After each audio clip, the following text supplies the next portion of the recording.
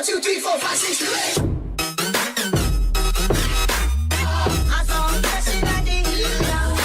8. Let's say you just left the theme park. You had a great day, you did what you wanted, but if you wanted to point out things that stood out, you probably think of your most memorable experiences. In this video, I will show you my most memorable theme park experiences. They can be good, bad, or even funny. I don't really have a most memorable theme park experience, but I will show you 9 of my most memorable experiences in chronological order.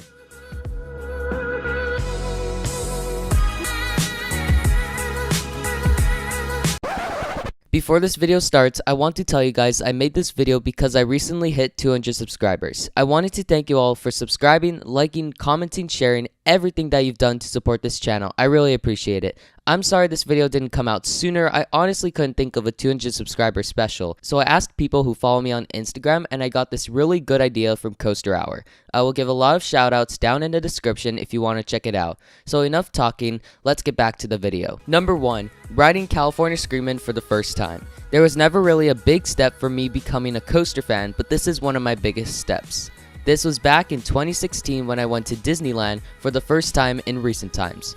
The best coasters I've ridden at the time were Space Mountain and Big Thunder Mountain, which I first rode just the day before, but I never experienced any coaster at the level of California Screamin'. I was forced by my brother and his friends because I thought I would be ashamed if I didn't, but it was definitely worth it. Technically, this was my first launch coaster. The speed is probably what caught me off guard the most. And the loop was a really cool sensation. It was such a long ride and it's a great coaster to introduce people to traditional roller coaster elements. It has a launch, lift hill, bank turns, speed, drops, airtime hills, and a vertical loop. I rode it in 2016 before the revamp, so it was not Incredicoaster at the time, but this was a very memorable event. Number 2, riding Harry Potter and the Forbidden Journey for the first time. This to this day is still my number 1 dark ride. Fully exceeded my expectations. It's so immersive, long, and somewhat intense. It's a robotic arm-style dark ride, and that definitely added to the experience. I don't really have much to say about this one, except for that it was one of my best on-ride experiences I've ever experienced so far. Number 3, riding Accelerator for the first time. If I made a list of my favorite coaster moments, one of the best, if not the best, has got to be Accelerator's launch. It is so intense, completely exceeded my expectations. What an adrenaline rush. It looked insane off-ride as I was waiting in line, but it's even more insane when you get to ride it. The rest of the ride was really fun too, but that launch was more intense than anything I've experienced at the time. And this is why I'm so excited for when Max Force opens. Number 4, experiencing a backseat night ride on Ghost Rider. By far the best night ride I've gotten on any coaster so far is on Ghost Rider and Knott's Berry Farm. Keep in mind I've never done a hang time night ride yet, but in the backseat is even better. You get whipped down the first drop. The first turn is insane. You get some crazy positive G's and laterals and you can't see a thing except for a flashing bright light, which is the ride camera. During the whole ride, it was hauling, some good airtime, some really crazy laterals, and you can't see a thing except for the orange lights on the catwalks. If you go to Knott's, I'd highly recommend doing this. You will not be disappointed.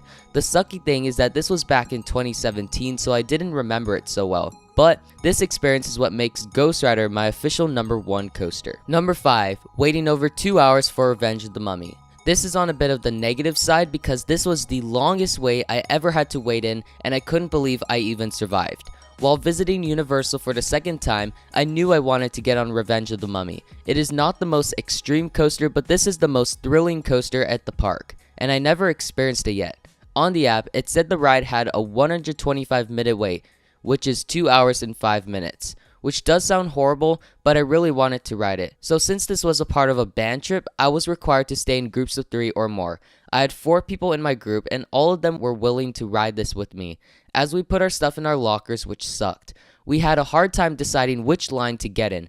We all wanted to go in the single rider line except for one person who didn't want to go with strangers. So in order to satisfy that person, we decided to wait in the regular line.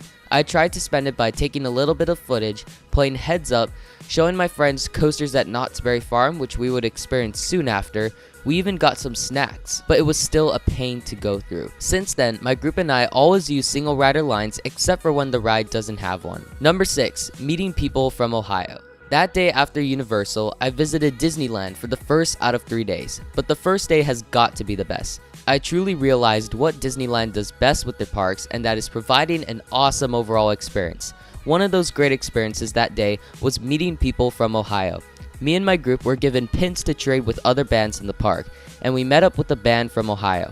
Unfortunately, they didn't have any pins to trade with us, but they did ask us questions about life. I, on the other hand, asked them if they have ever been to Cedar Point, and all of them did. They recommended I should ride Millennium Force if I go, and here's a direct quote. "I'm surprised people from Hawaii know what Cedar Point is." One of them has actually ridden Steel Vengeance, which interested me. This was definitely a very cool experience. Number 7. Getting stuck on Big Thunder Mountain Railroad's lift hill. Big Thunder Mountain overall was a great experience when I got to ride it again. The queue line was short and it moved very fast, but I even got a special treat. On the second lift hill, we got stuck for 15 seconds. I've never experienced getting stuck on a lift hill or even an evac. I know it was for a short time, but it was so cool. I didn't really get a chance to enjoy it because I spent the time trying to call my GP friends who were scared, telling them it happens very often.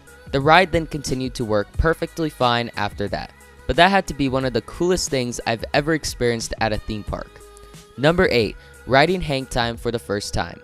Ever since I first saw it while driving past it, Hang Time looked stunning, and that got me really excited. When I visited Knott's for the second time, I finally got to ride yet another coaster with a lot of firsts for me.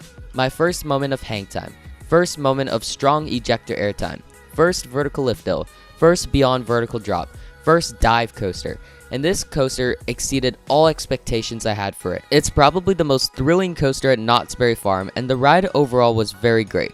The best parts of hang time is the drop, which made me shook, the negative G-stall loop gives great hang time, and was also blown away by the ejector speed hill. If you haven't checked out my full review of hang time, I'll put it in the card right now. And finally, number 9, getting stapled on Radiator Springs Racers. This is probably the most coaster enthusiast thing I've ever done. Sometimes in car rides, I lift up my seatbelt so I could get airtime on speed bumps. So I thought it would be fitting for me to try get some room when I ride Radiator Springs Racers.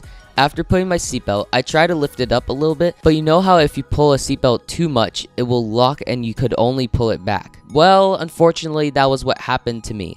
The seatbelt locked and I tried unbuckling the seatbelt so that I could stop it, but it didn't let me unbuckle because I was already on the slow section of the ride. I do understand why you're not able to unbuckle. They wanted to ensure a safe ride, but for the entire ride, my body was stapled. But I was able to look past the seatbelt and I still really enjoyed my ride. That's basically it for my experiences. If you haven't noticed, a lot of them were from Disneyland and Disney California Adventure. This shows what Disneyland's true strength is. Disney doesn't have the greatest coasters or the most thrilling rides, but they are great at providing an overall experience that's out of this world. I'm not at all a Disney fanboy, but Disneyland is very underappreciated in the coaster community. People bash the parks because the coasters aren't thrilling. If you don't get why Disney gets this much love, I'd say go to Disneyland and try look past the coasters. But anyways, I hope you guys enjoyed this video. Let me know down in the comments what is your most memorable theme park experience. If you enjoyed this video, then please leave a like. I really appreciate it. And if you're new here and roller coasters are what you're into, then please consider subscribing for content all about roller coasters. Thank you all so much for watching, and 200 subscribers. I'll see you next time.